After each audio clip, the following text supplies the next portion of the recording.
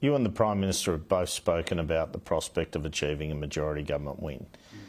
But it's far more likely, isn't it, that you could win something like 70 or 71 seats and have to rely on confidence and supply from the independents. Would you be up for that? Well, I've said clearly before, and again, you know, leaders can say before elections that they won't talk to those on the crossbench. The reality is that there is no serious commentator, I'm not aware of one, in the country at the moment who says that Labor can form a majority government. I think it's at $15 on Sportsbet. So it's just not happening. And when the Prime Minister says that he can form a majority government, people know that he's not telling the truth. When people say that he won't do a deal with the Greens, people know he's not telling the truth.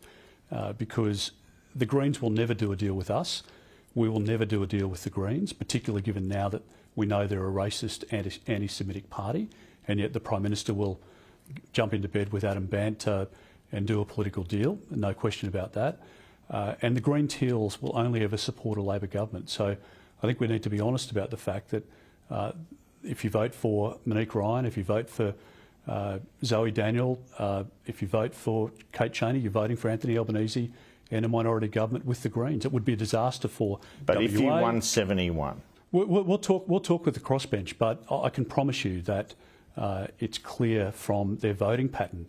Kate Chaney, Zoe Daniel, Monique Ryan, 80% of the time they support the Greens So they're never coming your way? They will never come our way. And let's be honest, if they're Nevertheless, there might be four or so who might come your way if you got to 72. Well, it would be unusual that if we were able to achieve 72 and we were a number of seats ahead of the Labor Party, that there wouldn't be a guarantee of supply and confidence from the crossbench. But some of them will only ever support the Labor Party, and I think if they're into transparency and honesty, they should be transparent and honest with the public before the election about if you vote for Kate Chaney, are you going to get Anthony Albanese or will she support a coalition government in a minority situation? You spent a lot of the last few years attacking the Chinese government. Now you're saying your government would have a better relationship with China than this one in an economic sense.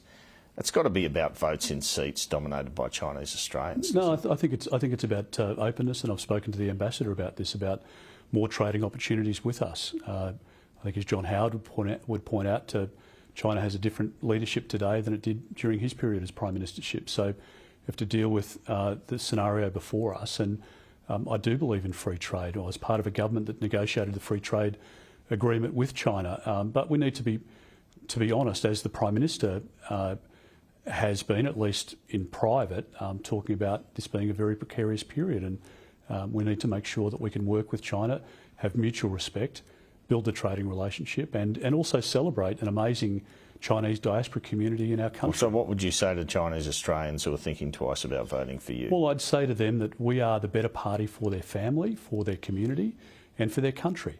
And if people in small business in Chinese communities want certainty, if they want to educate their kids in a school where kids aren't being indoctrinated on every woke policy that is the want of the Labor Party, then vote for the local Liberal or National Party member. If you want a thriving economy where you can afford, or your kids can afford to buy a house, vote for the coalition. There is nothing in common with the Chinese community here, which is an aspirational community, and the Labor Party. The Labor Party offers nothing to the Chinese community or the Indian community or other communities. They're aspirational communities. They want to get ahead. They want to build their wealth. They want to educate their kids, and the coalition is the party for them.